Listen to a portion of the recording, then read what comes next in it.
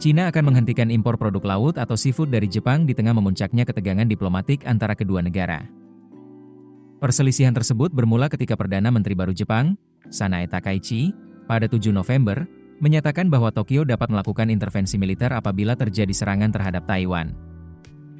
Pernyataan itu memicu kemarahan Beijing, yang mengeklaim Taiwan sebagai bagian dari wilayahnya.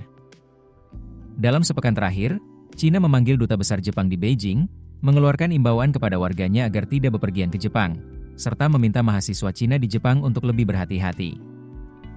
Media pemerintah Cina juga melaporkan bahwa rilis 2 film Jepang akan ditunda di negara tersebut. Mengutip sumber pemerintah yang tidak disebutkan namanya, media Jepang termasuk NHK melaporkan bahwa penghentian impor seafood itu dilakukan sebagai langkah pemantauan terhadap pembuangan air limbah yang telah diolah dari PLTN Fukushima. Menurut NHK, Cina menjelaskan langkah tersebut diperlukan untuk mengawasi pembuangan air yang telah diolah itu.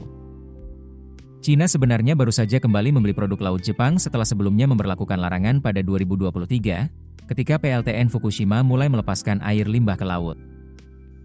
Pelepasan itu telah didukung oleh Badan Energi Atom Internasional, dan operator pembangkit TEPCO yang menyatakan bahwa seluruh unsur radioaktif telah disaring kecuali tritium, dengan kadar yang berada dalam batas aman.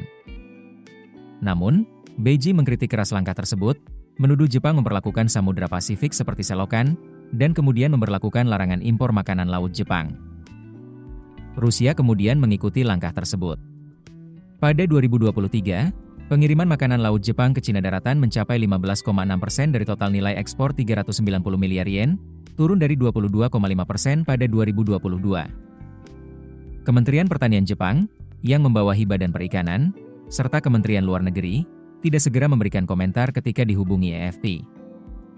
Cina dan Jepang adalah mitra dagang utama, namun hubungan keduanya beberapa tahun terakhir diwarnai rivalitas teritorial dan meningkatnya belanja militer. Dalam upaya meredakan ketegangan, pejabat tinggi Kementerian Luar Negeri Jepang untuk urusan Asia Pasifik, Masaaki Kanai, mengadakan pembicaraan di Beijing pada Selasa dengan mitranya dari Cina, Liu Jinsong. Keputusan bisnis terbaik datang dari data, bukan tebakan. Mudah berlangganan Business Insight dengan subscribe with Google.